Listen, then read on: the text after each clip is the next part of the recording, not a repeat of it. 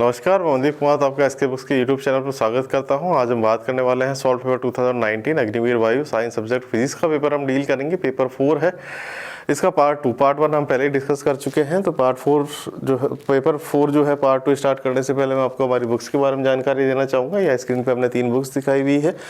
अग्निवीर वायु Indian air force science subject practice paper with solution of difficult problems, 52 papers इसमें दिए हुए हैं। तो ये जो पेपर है ये भी हमने इसी बुक से लिया है, इसका सॉल्यूशन भी हमने इस बुक में दे रखा है। और ये जो बुक दूसरी जो दिखाई हुई है physics air force x group recruitment exam with brief explanation of fundamental principles, और अग्निवीर वायु Indian air force science subject recruitment है। ये दोनों बुक्स आप थ्योरी और न्यूमेरिकल्स के लिए रेफर कर सकते हैं। कोई भी क्वेश्चन इन तीनों बुक्स के बाहर नहीं आएगा आपके एग्जाम में। हमने ये स्पेशली बुक्स जो है इसीलिए डिज़ाइन इस प्रकार से डिज़ाइन की है कि सारा थ्योरी और न्यूमेरिकल जो है इसमें कंबाइंड हो जाए, उसके बाहर से कुछ पार्ट नहीं आए। तो स्टार्ट करते हैं पार्ट 2। देखिए अच्छा क्वेश्चन, बहुत ही अच्छा क्वेश्चन है। क्या कहता है, how much will be the image rotate when the plane mirror rotates by angle theta. जैसे मान लीजिए एक प्लेन मिरर है, और ये प्लेन मिरर क्या है, समथिंग जैसे ये मिरर है और एक रे आ रही है, मान लीजिए नॉर्मली आ रही है एक रे, तो इधर से रे आई तो इधर ही निकल गई। ऐसी कैसी रे आई, नॉर्मली निकल गई। अगर मैं इसको थीटा एंगल से रोटेट कर देता हूँ, मान लीजिए मिरर जो है उसको मैंने थीटा एंगल से रोटेट कर दिया, तब क्या होगा। तो देखिए ये एंगल थीटा है और इसका जो नॉर्मल है ये इस तरीके से हो गया। देखिए ये एंगल 90 था, ये एंगल, ये वाला जो एंगल है ये भी 90 है, तो ये जो एंगल हो गया यहाँ पे ये हो गया थीटा। तो ये तो है नॉर्मल, नया नॉर्मल। ये पुराना नॉर्मल था, ये नया नॉर्मल प्लेन मिरर का। ये इंसिडेंट रे कैसी है वैसी ही है, बिल्कुल ऐसी कैसी आ रही है। अब ये कैसे आएगी, अब यहाँ से थीटा एंगल पे अगर ये इंसिडेंस हो रहा है तो ये रिफ्लेक्ट होगी इसी एंगल पे, इसी थीटा एंगल पे रिफ्लेक्ट होगी। तो यहाँ से अगर हम देखेंगे तो how much will the image rotate when the plane mirror rotates by angle theta, तो इमेज कितने एंगल से रोटेट हो जाएगी। तो इमेज जो है ये अगर यहाँ देखेंगे तो ये 2 थीटा एंगल से रोटेट हो जाएगी। यहाँ से जो आंसर आता है ये आता है 2 थीटा। थीटा तो ये हो गया और थीटा ये हो गया, तो 2 थीटा से ये रोटेट हो जाएगी। तो इसका जो करेक्ट ऑप्शन है ये है बी, 2 थीटा।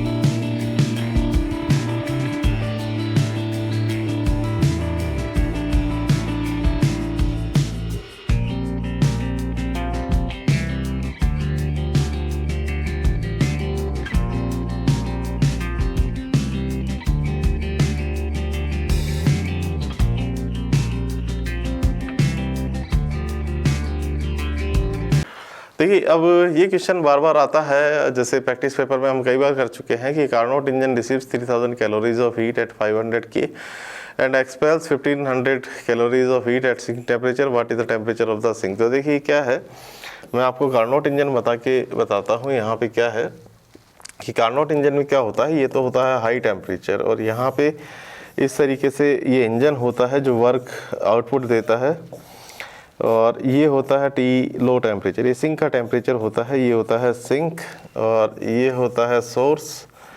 और यहाँ से क्या है कि हीट आती है Q1, यहाँ पे हीट रिजेक्ट हो जाती है Q2। अब बात आती है कि इसका एफिशिएंसी जो होती है वो किस तरीके से दी जाती है। तो जो एफिशिएंसी दी जाती है वो दी जाती है 1 - TL divided by TH।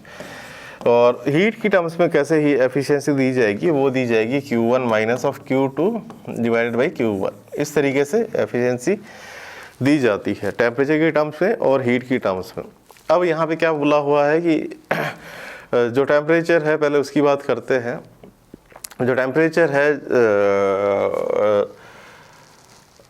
Source का ये है 500 के, ये सोर्स का टेम्परेचर है 500 के, तो मैं लिख देता हूँ यहाँ पे 1 माइनस TL डिवाइडेड बाई 500।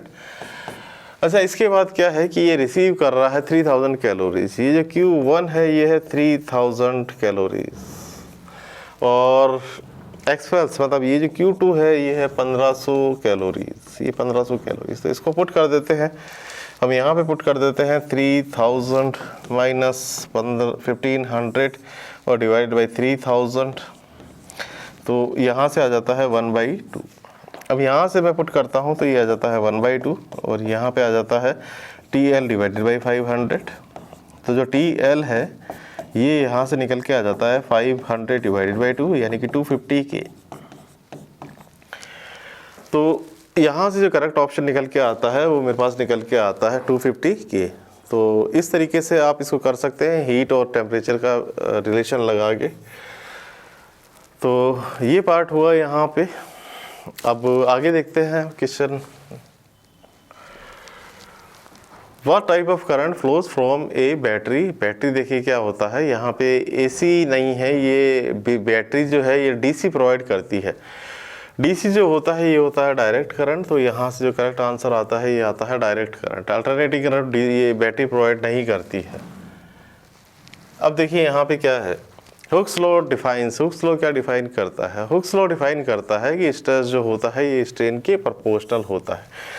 देखिए क्या होता है, मैं हल्का सा और डिटेल में जाना चाहूँगा। यहाँ पे मान लीजिए मैं कहता हूँ स्ट्रेस है और इधर स्ट्रेन है, तो इसका जो कर्व बनता है स्ट्रेस स्ट्रेन कर्व वो कुछ इस तरीके से बनता है। तो एक इलास्टिक रीजन होता है और इलास्टिक रीजन में एक सर्टेन जोन होता है। ये जो सर्टेन जोन है इस जोन में हुक्स लॉ वैलिड होता है, हुक्स लॉ। और ये हुक्स लॉ क्या कहता है कि जो इस रीजन में इलास्टिक रीजन में एक सर्टेन पोर्शन में स्ट्रेस जो होता है ये प्रोपोर्शनल होता है स्ट्रेन की। तो stress is proportional to strain. तो ये इस हुक्स लॉ जो है ये डिफाइन करता है।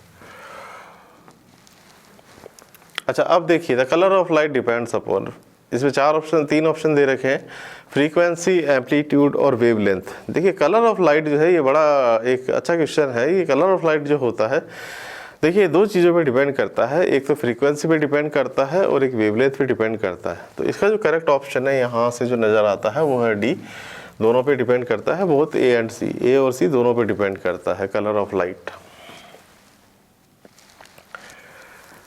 अच्छा, the unit of voltage when constant will be. तो unit of voltage when constant के लिए मैं सबसे पहले यहाँ पे बताता हूँ कि ये जो एनर्जी का रिलेशन क्या होता है। ये एनर्जी होती है हाफ KT। एनर्जी जो होती है ये होती है जूल में, और अगर मैं टेम्परेचर से डिवाइड कर दूंगा तो टेम्परेचर है यहाँ पे केल्विन में। तो ये जो है वोल्टेज व्हेन कांस्टेंट है।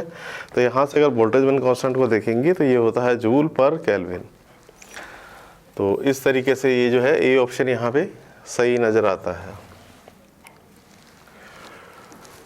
The core of a transformer is made of. तो देखिए मैं अभी जैसे मैंने बताया था वो कुछ देर पहले कि गैलोमीटर का भी जो पॉइंटर है वो जिस पे वो बेस्ड होता है तो वो भी सॉफ्ट आयरन का होता है, और जो कोर ऑफ ए ट्रांसफार्मर जो होता है ये भी सॉफ्ट आयरन का बनाया जाता है। The core of a transformer is made of soft iron. Soft iron का देखिए एक चीज़ होती है कि हार्ड आयरन जो होता है उसका क्यों नहीं बनाया जाता। तो देखिए क्या होता है कि यहाँ से अगर देखेंगे तो सॉफ्ट आयरन जो होता है, सॉफ्ट आयरन में क्या होता है कि इसका हिस्टेरेसिस लूप जो होता है ये पतला होता है, लॉस कम होते हैं। हार्ड आयरन या स्टील अगर ले लेंगे तो उसका जो पार्ट होता है उसका हिस्टेरेसिस लॉस ज़्यादा होता है, BH का उसका डिफरेंट होता है। तो हिस्टेरेसिस लॉस के कारण ये जो इसका कोर है ये जो है सॉफ्ट आयरन का बनाया जाता है। Conductivity decreases when metal temperature increases. Conductivity जो है डिक्रीज क्यों होती है जब मेटल टेम्परेचर इंक्रीज हो जाता है। तो देखिए क्या होता है कि यहाँ पे मेटल की बात की है तो मेटल में के केस में क्या होता है कि रेजिस्टिविटी होती है रो, और ये दी जाती है M डिवाइडेड बाई NE²। ये इस तरीके से दी जाती है। तो कंडक्टर के केस में क्या होता है कि जब इलेक्ट्रॉन्स जो होते हैं ये आयन से टकराते हैं तो टकराते हैं, ये कॉलिजन टाइम होता है। तो कॉलिजन टाइम जो होता है एक टक्कर से दूसरी टक्कर के बीच में, वो लिखा जाता है टो, और एन होता है नंबर ऑफ फ्री इलेक्ट्रॉन्स। अब यहाँ पे क्या होता है कि जैसे टेम्परेचर इंक्रीज होता है, जो इलेक्ट्रॉन्स है उनका कॉलिजन जो है ये बढ़ जाता है। जब उनका कॉलिजन बढ़ जाएगा तो टो जो है ये डिक्रीज हो जाता है। तो टो जो है ये डिक्रीज हो जाता है, और इसके कारण जो होता है, और एन जो होता है ये इंक्रीज हो जाता है काफ़ी ज़्यादा।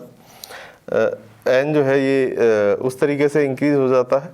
अब यहाँ से अगर देखेंगे तो एन इंक्रीज होता है और टो डिक्रीज होता है। यहाँ से अगर देखेंगे तो कॉलिजन जो है ये इंक्रीज होने लग जाते हैं। तो कॉलिजन अगर इंक्रीज होंगे तो यहाँ से क्या होगा कि जो कंडक्टिविटी जो है वो डिक्रीज हो जाएगी।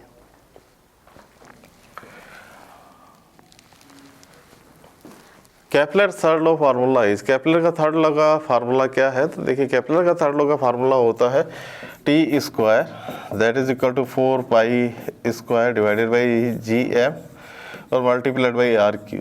तो ये जो टी स्क्वायर होता है that is proportional to R cube, ये इस तरीके से होता है। टाइम पीरियड का जो स्क्वायर होता है ये प्रोपोर्शनल होता है जो डिस्टेंस होती है प्लेनेट की उसकी जगह रेडियस आर है। तो मतलब अगर जैसे मान लीजिए ये अर्थ है और ये प्लेनेट है, मून है मान लीजिए, ये रोटेट कर रहा है, तो ये जो डिस्टेंस है यहाँ से यहाँ तक की आर है, तो इसका जो टाइम पीरियड है वो टी है। तो इस तरीके से अगर देखेंगे तो इसका जो टाइम पीरियड है उसका स्क्वायर जो होता है, ये डिस्टेंस जो होती है ऑर्बिट की रेडियस जो होती है उसके क्यूब के प्रोपोर्शनल होता है। तो यहाँ जो ऑप्शन नज़र आता है वो आता है T square that is proportional to R cube. ये देखिए ये अच्छा क्वेश्चन है फॉर ए कार्नोट इंजन। देखिए कार्नोट इंजन अभी भी हमने डिस्कस किया था, इसको हम डायरेक्ट करते हैं क्वेश्चन को कि ये है 1 minus T L divided by T H, और यहाँ पे है Q1 minus of Q2 divided by Q2। तो यहाँ से मैं 1 2 की टर्म्स में रख देता हूँ इसको। तो ये है 1 माइनस टी, या इसको सॉल्व ही कर लेते हैं यहाँ पे डायरेक्ट। 1 माइनस टी एल जो है ये है 300 और टी एच जो है ये है 900, और Q1 जो है ये है 3 इंटू 10⁻⁶ और minus of Q2 divided by Q2। तो यहाँ से जब मैं सॉल्व करता हूँ तो ये आता है 1 माइनस 1/3 यानी कि 2/3, और Q1 है, सॉरी Q2 नहीं है Q1 है। तो इसको हम इस तरीके से लिख सकते हैं 3 into 10⁻⁶ minus of Q2 divided by 3 into 10⁻⁶। तो यहाँ पे आ गया 3 into 10⁻⁶ minus of Q2 divided by 3 into 10⁻⁶। तो यहाँ से आ जाता है 2 into 10⁻⁶ that is equal to 3 into 10⁻⁶ minus of Q2। तो Q2 यहाँ से आ जाता है 10⁻⁶। तो यहाँ से अगर हम देखेंगे तो इसका जो करेक्ट ऑप्शन है ये नज़र आता है D, 10⁻⁶। The first law of thermodynamics states, first law of thermodynamics क्या बताता है? तो मैं लिख देता हूँ यहाँ पे फर्स्ट लॉ ऑफ थर्मोडायनामिक्स क्या कहता है। ये कहता है कि जो हीट गिवन है ये दो काम करती है, एक तो इंटरनल एनर्जी में चेंज करती है और एक वर्क डन करती है। तो जो एनर्जी अगर किसी सिस्टम को दी जाएगी तो दो काम करेगी, एक इंटरनल एनर्जी में चेंज करेगी और एक ये वर्क डन करेगी। तो यहाँ से अगर देखेंगे तो क्या कहता है, ये एनर्जी कंजर्वेशन पे बेस्ड है। तो it is energy is conserve. तो ये जो प्रिंसिपल है ये है energy is conserve. The first law of thermodynamics is based upon energy conservation. अब ये कहता है कि among the following which carriers are majority carriers in N types diode. तो एन टाइप डायोड में क्या है, देखिए एक होता है पी टाइप डायोड और एक होता है N type diode. N type diode में क्या है कि मान लीजिए सिलिकॉन है, उसके साथ फास्फोरस को डोप करेंगे। तो फास्फोरस को अगर डॉप करेंगे तो इसमें क्या है कि जो इलेक्ट्रॉन्स होते हैं ये बहुत ज़्यादा हो जाते हैं। यहाँ पे अगर देखेंगे तो जो फ्री इलेक्ट्रॉन्स है ये बहुत ज़्यादा हो जाते हैं, और इसमें जो होल्स होते हैं ये कम होते हैं। तो मेजॉरिटी कैरियर मतलब जिसकी मेजॉरिटी ज़्यादा है वो है इलेक्ट्रॉन्स। तो एन टाइप में जो मेजॉरिटी कैरियर्स है वो है इलेक्ट्रॉन्स। आगे चलते हैं। Work done in carrying a charge between 2 points on the equipotential surfaces. मान लीजिए एक इक्विपोटेंशियल सरफेस है, मान लीजिए ऐसी कोई सी भी सरफेस है जो इक्वी पोटेंशियल है, इसमें पोटेंशियल जो है ये कांस्टेंट है। लेट अस से मैं कह देता हूँ 2 वोल्ट है, लेट अस से, कोई जरूरी नहीं 2 वोल्ट हो, बट मैं कह रहा हूँ 2 वोल्ट है, कांस्टेंट है, 2 वोल्ट का पोटेंशियल है। इस पे एक पॉइंट ए है और एक पॉइंट बी है, और यहाँ पे मैं चार्ज मैं यहाँ से यहाँ तक लेके जाता हूँ। एक पॉइंट ए है, एक पॉइंट बी है, और यहाँ पे चार्ज मैं इस पॉइंट से लेके, इसका पोटेंशियल वी है और इसका पोटेंशियल वी भी है, यहाँ तक लेके जाता हूँ। तो क्या वर्क डन करना पड़ेगा, ये जो वर्क डन करना पड़ेगा मेरे को, ये करना पड़ेगा Q V B minus of V है। अब देखिए, इक्वी पोटेंशियल सरफेस का मतलब होता है equi potential, same potential surface, यानी कि पोटेंशियल जो है कांस्टेंट है, वी बी बराबर है वी ए के। तो यहाँ पे मैं कहता हूँ W, और ये जो है ये हो जाती है क्वांटिटी 0, तो जो वर्क डन होगा ये होगा 0।